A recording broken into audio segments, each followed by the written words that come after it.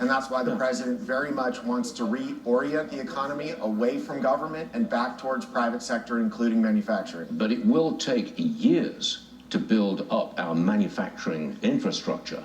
You can't build a factory in 18 months. It's 2-3 years. So, Stuart, we have a number of idled factories that businesses can bring back online.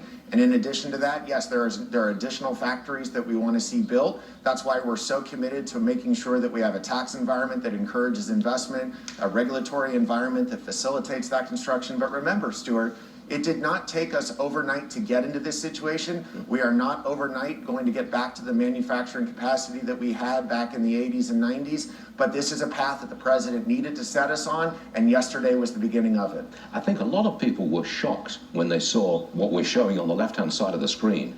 That is the size, just how high the tariffs are when our products go overseas. I mean, I'm looking at China is what is it, 35? I can't see the screen right now, but China, Vietnam, India, they charge us an arm and a leg.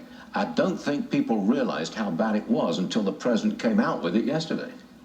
That's right, Stuart, and those numbers reflect not just the tariffs that are the statutory number that's applied to the good when it goes overseas, but they also include all of the non-tariff barriers. Those in many cases are significantly larger. So when you think about the intellectual property theft, when you think about the subsidies that are illegally provided in violation of treaties, when you look at the currency manipulation that takes place, all of those factors are what we call non-tariff barriers, and in many cases they're larger than the stipulated tariffs. And so when you add all of them together, as that chart shows, our manufacturers are at a significant disadvantage relative to the foreign firms for which they're competing to provide product here in the United States.